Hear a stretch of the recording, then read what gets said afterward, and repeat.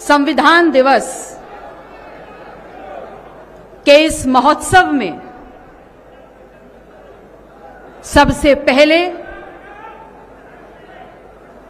संविधान के स्वर्णकार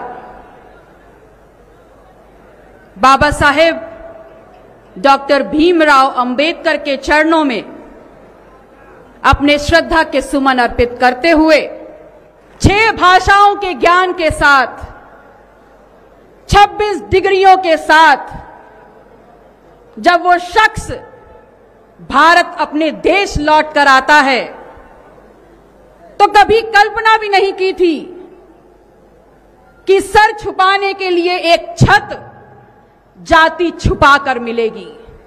जब अफसर बनकर बैठा तो कभी कल्पना नहीं की थी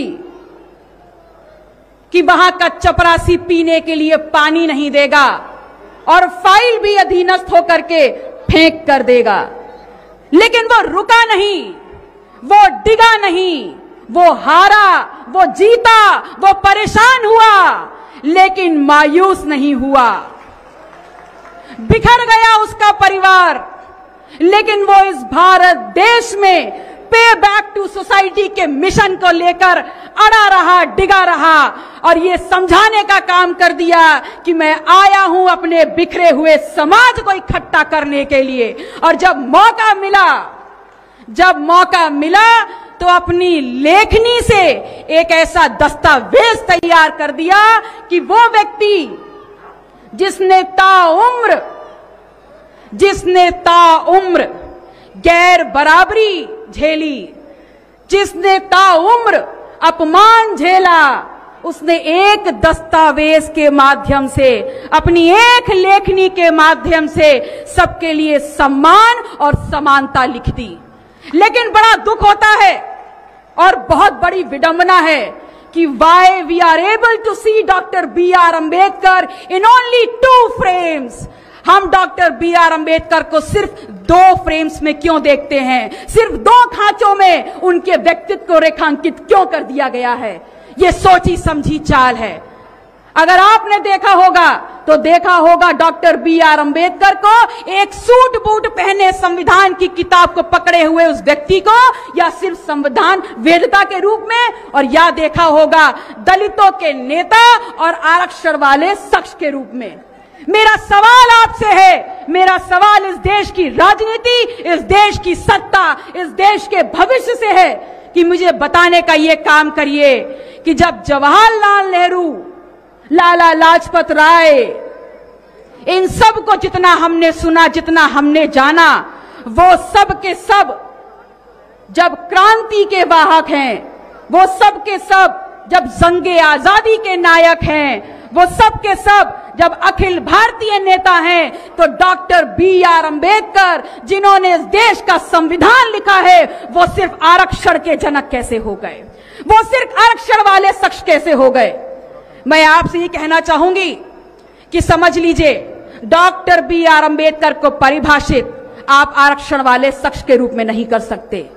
उनका पूरा परिचय होगा समाज शास्त्री डॉक्टर B.R. अंबेडकर, इस देश की महिलाओं को अधिकार देने वाला डॉक्टर B.R. अंबेडकर, इस देश की राजनीति पलटने वाला डॉक्टर B.R. अंबेडकर, इस देश में हर व्यक्ति को समानता का अधिकार देने वाला डॉक्टर B.R. अंबेडकर। और ऐसे अपने संविधान के रचयिता के सामने बार बार सर झुका के शत शत नमन करती हूं। आपसे ये कहना चाहती हूं